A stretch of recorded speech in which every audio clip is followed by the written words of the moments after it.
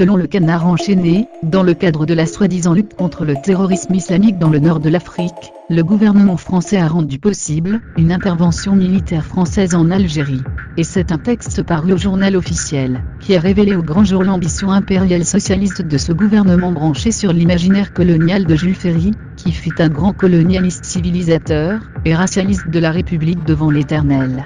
On ne rappellera jamais assez que les gouvernements successifs Sarkozy-Hollande ont soutenu les terroristes djihadistes en Libye puis en Syrie de manière directe ou indirecte, participant ainsi au chaos dans ces régions avant de renforcer leurs troupes ou leurs interventions militaires dans chacune de ces régions.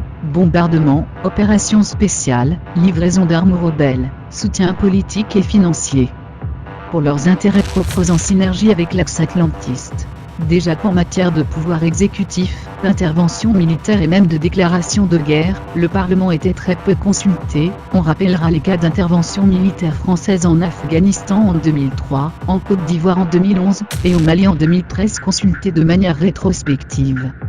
On bombarde et on lance l'arme et puis on consulte le Parlement, au Yémen en 2015, en Libye en 2016. On assiste à l'organisation de l'opacité la plus complète au sein de la 5e République pour les affaires militaires france-africaines et autres.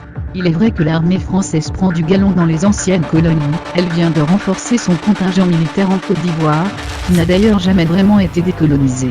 Laurent Gbagbo, qui a voulu entamer cette décolonisation économique, politique et militaire, a été envoyé dans les geôles du tribunal colonial de la CPI pour être remplacé par l'État français par un nouveau préfet au service de ses intérêts, et de ceux de l'axe atlantiste. Quant à l'Algérie, va-t-elle connaître le même sort ?